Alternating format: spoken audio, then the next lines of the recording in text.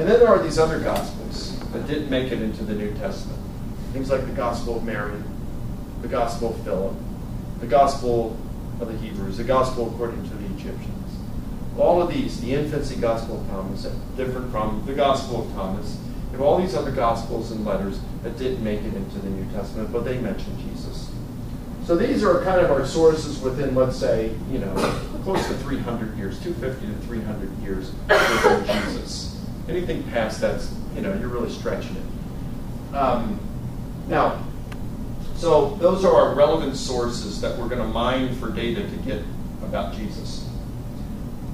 Our second R of doing good history would be responsible method. So what do we do with these? Now, of course, we don't want to regard all the sources as equally valuable or equally credible. And that's some problems that other historians in the past made. In the early 2nd century, there was a guy named Suetonius. So we call him Sue for short. Imagine, like if you have a son someday, you can name him Suetonius, or a boy named Sue. So Suetonius, very good historian, just below Tacitus on how good he was. He was very unbiased, impartial, and was a good historian. But he had one major problem, and that is he considered all sources almost to be equal in their worth and value. And so some source that had a lot of myth in it, he would regard as equally valuable as something that came from the imperial records of Rome, and he didn't distinguish between them. But other than that, he was a pretty good historian. So we've got our relevant sources. What kind of method do we want to use in order to be responsible when we look at those sources and place value on them? Well, historians use a number of criteria or principles, let's call it. Now, let me just give you 5 that historians would typically use when it comes to Jesus and looking at these sources. The first is called the principle of multiple reports. Now, why do you think this is important? And I'm asking you, so tell me. Why do you think it's important to have multiple reports? Yeah. You can corroborate? Yep, you can corroborate. If you just have one report about the event, it might be true, it might not. There's just no way of knowing, right? But if you have multiple independent reports, it has greater likelihood of being true. And the more independent reports we have, the better, right? So, and by the way, as we're looking at these, we're looking tonight at what we can prove about Jesus. Not stuff through faith, but what we can actually prove. All right? So the principle of multiple reports. Another one is the principle of unsympathetic reports. Anybody want to take a crack at why that's important? Unsympathetic reports. You're not going to have author bias. Not going to have author bias. In favor of the individual. Man, I like that caveat there. That's very good. So you're not going to have authorial bias in favor of the subject. It might be neutral, it might be biased against. For example, Tacitus did not like the Christians. And so when he writes on the Christians, he has a bias against them.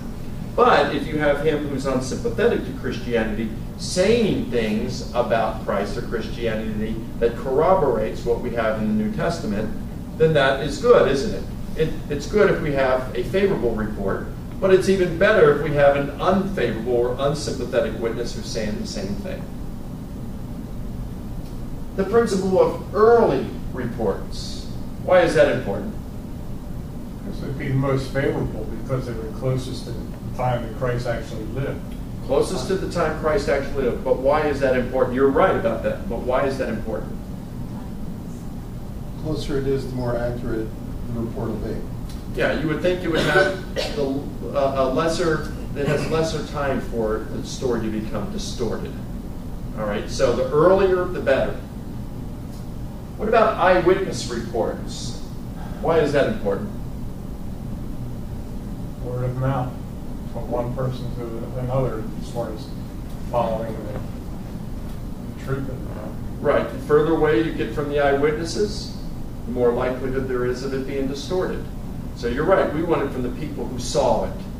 The closer you get to that, the better. Now, let me ask you a question. This is not a trick question. Not going to embarrass you or anything. What's more important, do you think? Early reports or eyewitness reports? So let's say with the Battle of the Bulge in World War II, we got a guy who was there, but he's reporting on it 50 years later. Or the wife of someone who was there, but he's dead, and she's relaying what he said, but she's doing it 10 years after the Battle of the Bulge. Which one would you prefer? The eyewitness. The eyewitness? Neither or both equally. Yeah, I'd say, I mean, it's hard. It's a tough one, you know? It really is a tough one, and I think it could be a toss-up. It's just hard to say. They're both valuable. So, but they're different, aren't they? They are different. Embarrassing reports. In other words, this has the potential to discredit what is being reported. And let's say I'm a Christian, or let's put it this way. Let's say that I'm a political conservative, but there's someone in my party who was just immoral, was very immoral. Maybe they were extorting and they spent their campaign funds on a prostitute or something like that. Now, if I report that, that's an embarrassing report, isn't it? Because it potentially hurts my cause if I'm a conservative politician. So that becomes kind of believable, doesn't it? Because it's not helping my own cause. So these are the kinds of things, and there's some others, but these are pretty much the most basic ones that historians would use in order to determine if something actually occurred in the past. So, like multiple reports, this could apply to some of the biblical literature. We've got 27 books and letters in the New Testament. And although we have it today in one volume, that's just really a collection that was later put together. These are 27 independent books and letters that were later by the church regarded as authoritative and then put into this volume. So you've got at least 9 different authors in the New Testament. So you could use that, but if you have some non-Christian sources, some unsympathetic sources that you can throw in there, that makes it even better. Early reports, you know, we can distinguish between those. We'll look at those in a moment. Eyewitness, are any of the gospel authors, or Paul, or some of those, are they eyewitnesses? And any embarrassing reports in the Gospels and things like this? Here's why I point this out. It is easy when you talk to someone, or if we're seeking and doing an investigation ourselves. Like I've been on the radio several times, and someone will call in and say, well, yeah, when you're talking about the proof of the resurrection or Jesus, do we have anything outside the Bible? So yeah, we've got some stuff outside the Bible we can use, but it's not like when we're talking about the New Testament that we're only talking about one book. We're talking about 27 books and letters. And yes, they're all Christian in the New Testament, but that's okay. What if you had all Jews writing on the Holocaust? Would that mean that we couldn't believe it? Of course you can. So there are ways, though, of getting, of being able to dig into these Christian accounts, and even considering that they have biases, that we can, as students of history, examine them to see what we can understand about the real Jesus. I would say that if you're saying, Mike, can we prove everything in the Bible is true? I want to be honest with you and say, no, we can't. Does that mean there are things in the Bible or the New Testament that are false? No. It just means they're unprovable. There are a lot of things about Alexander the Great. We have 4 primary sources that talk about Alexander the Great. The best is Plutarch, and he writes 400 years later. But the amount of knowledge we have, stories of Alexander the Great, is this. But how many of them can we prove to be true of Alexander the Great? Maybe this many. Does that mean that the other are false? Not at all. It just means they're unprovable. We can't, they're unproven. So it's the same thing when we come to the New Testament. A lot of things we can prove. Probably most things about Jesus we can't prove. If we believe them by faith. Now, I think that we can prove the resurrection of Jesus.